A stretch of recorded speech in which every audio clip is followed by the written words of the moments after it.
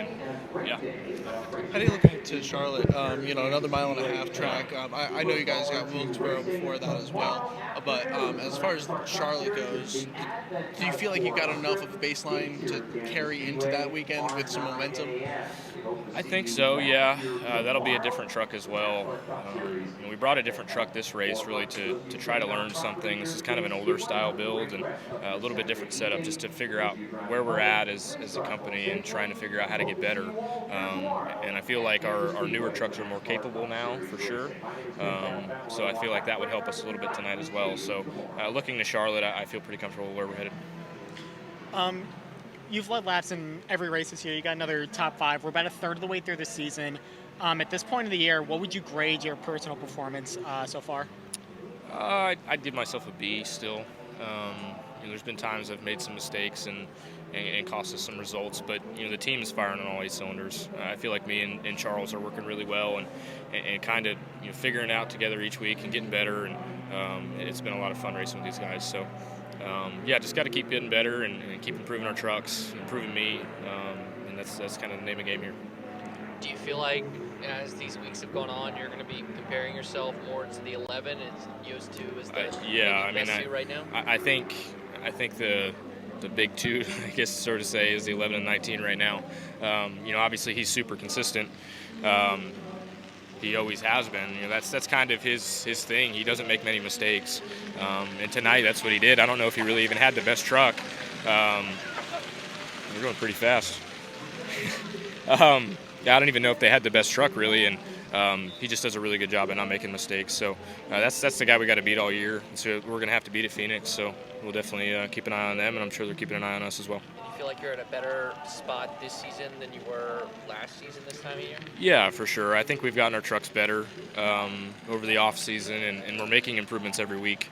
I feel really comfortable where we're at as a 19 team. As McAnally Hilgeman, we had 2 really fast trucks. I felt like the 2 fastest trucks tonight. So just keep getting improved or keep getting better. So I think like 6 more races until the playoffs. So what are you looking to? 7, I think. 7 after tonight? I think today's race 8. This is halfway. Yeah. 8 more. So 8 more. All right. Yeah. So my math. That's Come on, Bob. So if it helps, I'm bad too. So what are you looking for the second half to be ready to make a run in the playoffs? I mean, our theory is just if we run top 3, we're going to win races. We keep putting ourselves in position to go do that. That's kind of our number 1 goal. We lost, I guess we're 8 points back on the regular season championship, so obviously that's a big priority to try to get that for the bonus points and just the merit of it. But I think just the next couple weeks is really crucial of getting us better. We got Gateway coming up, which is similar to Phoenix, and there's some other racetracks in there that are important for playoff time, including this one. So just getting a really good notebook in here and trying to get better for those 7 races of the playoffs. Do you know Kate Honeycutt at all? And so and if you when you're side by do. You do. Okay. So I did. So I didn't know who was driving it this week, but I know who Caden Honeycutt is. I had to actually ask who was driving the 45 because I feel like they got somebody different in there every week. But no, I've actually thought a lot of Caden for many years. I think he ran an ARCA race with me in 2017, and he was always impressive. So it's cool to see him run really well, and he deserves it for sure. Yeah, but when you're side by side with him with a guy who hasn't been up there, are you like, does he know how these things? He's talented enough. He'll figure it out. Okay. Yeah. All right. No, I think a lot of Caden, so it's cool to see him run well. Last one I have for you is just how do you look at where you were as a driver last year to where you are today? What improvements do you feel like you've made, and where do you feel like you still need to make improvements before we get to these playoffs? I mean, I could be better at everything. I feel like I'm pretty, hard on myself to be perfect in every aspect, even though there's no such thing as perfect. But there's a lot of things that we could do better, and from last year to this year, I feel like I've gotten better at just kind of managing the race and managing racing in general, I guess. Being a leader of the team for 2 years, getting better with the guys has been a good thing for us. So, like I said, we've got to get a little bit better, but we're heading in the right direction. Brett, coming off the couch, getting a top 5 finish, it's got to feel pretty good to considering everything that led to this. Yeah. I mean, it's a good day for sure. Kansas is a really great racetrack for me. So the goal was to come here and win. We didn't achieve that. That's a bummer, but the guys at Tricon, Seth Smith and this number 1 group, brought me a really fast TRD Pro Tundra. Didn't get track position. And the start of stage 3, I felt like we're in a good spot.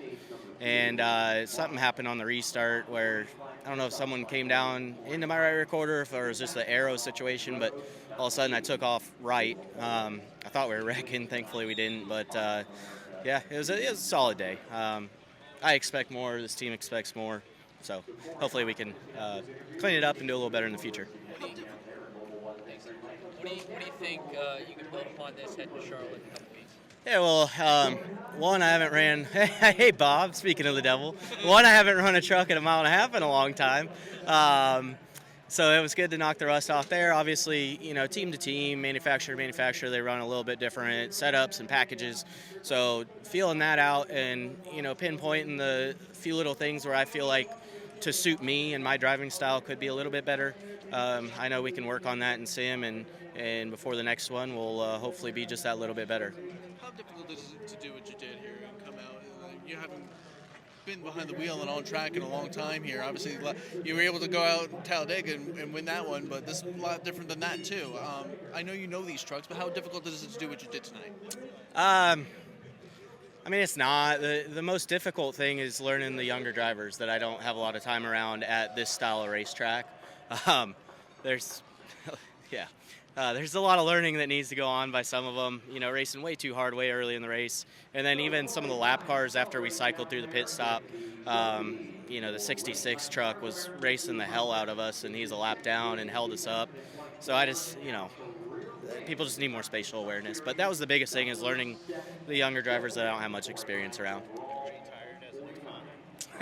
No, I've been very blessed, Bob. It's my wife's a saint, and she knew it was race week, and I needed to focus on this. So I'm sure the next week or week and a half it'll be my turn to take over. You feel good, just to get back into it? Yeah, I'm not gonna lie. Before practice, I was nervous. It's a new team for me, new people, a new truck, and it's been a while. So it felt good to get back out here, have a decent run. Just always want more. Here with Tanner Gray, top 10 finish on the day. How was your night out there? Yeah, we started off the race and just kind of struggled, honestly. Felt like we were a little too free to fire and then build too tight there towards the end of the run.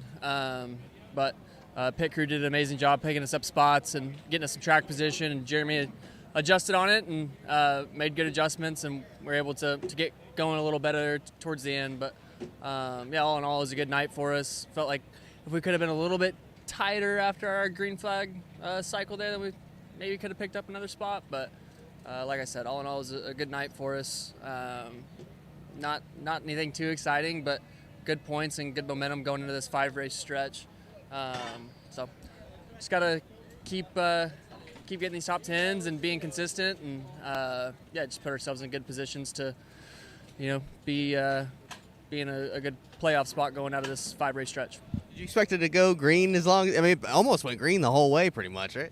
Yeah, it's not common that you see that with the truck races, but for whatever reason, this place has a tendency to run green more than most, I feel like. So it wasn't shocking, but yeah, you definitely don't normally see truck races go that green. But glad it did. It felt like kind of played into our favor, and we're able to just kind of log some laps there and come home with the top 10. And lastly, I know it had to be heartbreaking to not get that ARCA race earlier, but did it help you at all in your performance tonight, you think? Yeah, I think anytime you can get laps, it's definitely beneficial. They drive different, but there's definitely things that you can take away, and I feel like that kind of helped me for the truck race. But definitely disappointing to not close out the ARCA race, and especially when we had the dominant car. But just things that I need to do a better job on, and just be better overall. Thanks so much. What up? It's Brad Perez. Click subscribe and watch one of the 2 videos right beside me. Visit frontstretch.com for more racing content.